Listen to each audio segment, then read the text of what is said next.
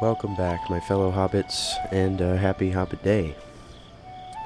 Today I'm giving you another update on my Hobbiton project, which is ever expanding, and hopefully one day it's just a piece of the Shire project as a whole, but we'll get into that.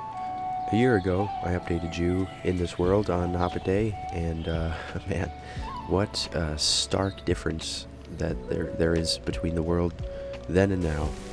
So it was about a year ago when I decided to completely redo Hobbiton again and started on a more book-accurate layout of the whole thing. Since then, it's actually pretty much just progressively continued from that point, but it's just been increasing in the layers of detail and accuracy ever since. We are now at the beginning of fall, but the entire summer I've been working on this project, but the main work, the main labor has been the texture pack and completely overhauling it like entirely.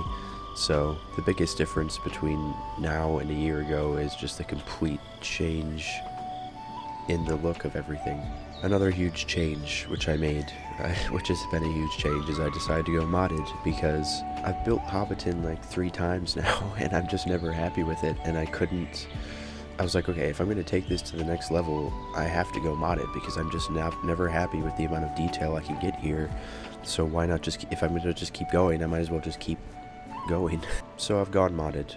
One of the main mods I wanted was create, so that I could add a functional water wheel to the mill.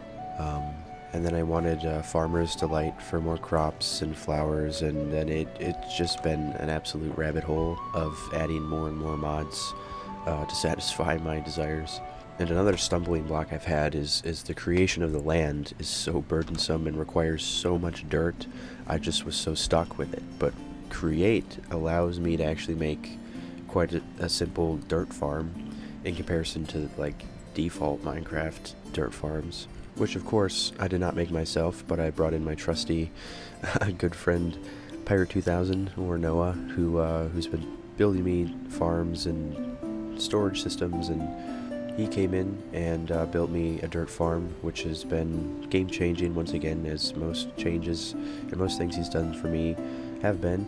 So with that, I've been able to massively extend the landscape and build more and form future projects, and it's been a massive help in the progression of this. But for the most part, my main labor has just been in the main Hobbiton area and sort of polishing everything around it slowly, because there's been so much previous work that's needed to be destroyed, built over, redone, or whatever. There's just been so much micromanaging going on that there really has been a ton of progress since last year, but it's almost hard for an outside eye to see because it's just so much like minute details and tweaking that it's more just a ton of layers of detail rather than like huge progression in terms of places built or land built, which I wish I could make more progress in, but I'm so slow with the detailing process that expanding to different lands has been quite slow.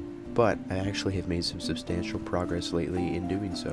Bywater, I finally decided to begin working on, so I've been forming the land over there, and it's looking pretty good. There's a lot of progress over there, and really the next step is just to begin building the town itself, which I haven't done yet because there's more landscaping I want to do around the whole area before I really begin forming it, because I don't want to have to go back and change it later like I've been doing to Hobbiton so many times, and Overhill and the village and whatever.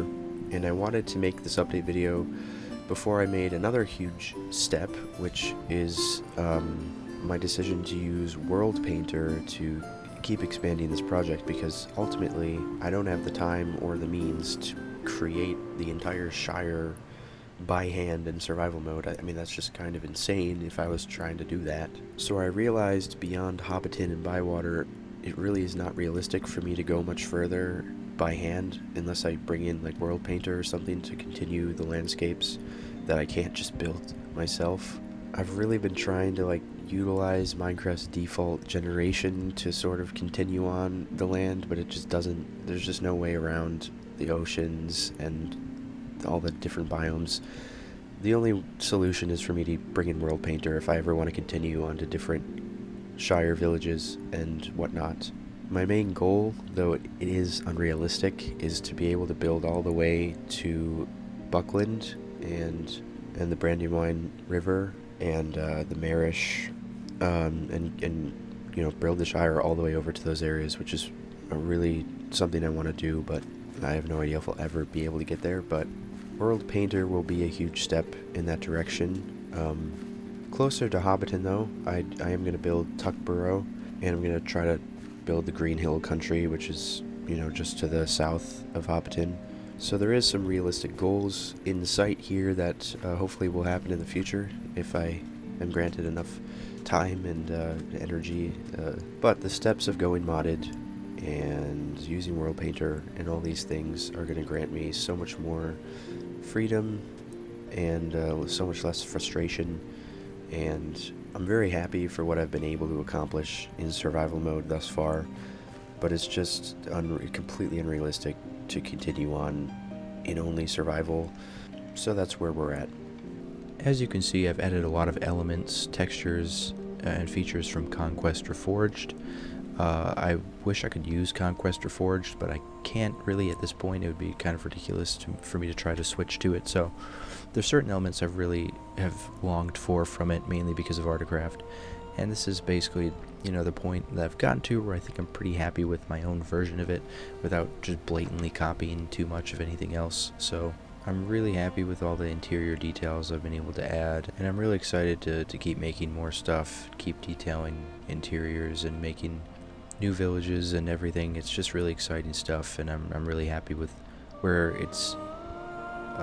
everything's at right now. So unfortunately I'm using Forge and not Fabric, and that limits me in some ways, especially with the fact that I don't have replay mod anymore and things like that. So I'm trying to figure out if I can make a switch to Fabric at some point, but there's been complications that I've been trying to work through. But anyways, I'm not really sure where content is going to go from this point on, but I'll continue to update you and hopefully show you more stuff. If you want a more detailed look at recent changes, let me know and I'll give you maybe like a little world tour or something. But yeah, thank you guys very much for watching. I appreciate all the love and support I've always gotten in this project, because I've had such extremely positive feedback and not a lot of haters. So I really do appreciate that, and I'm really glad that other people can share in this project and enjoy it as much as me. So thank you very much, and I'll see you in the next video.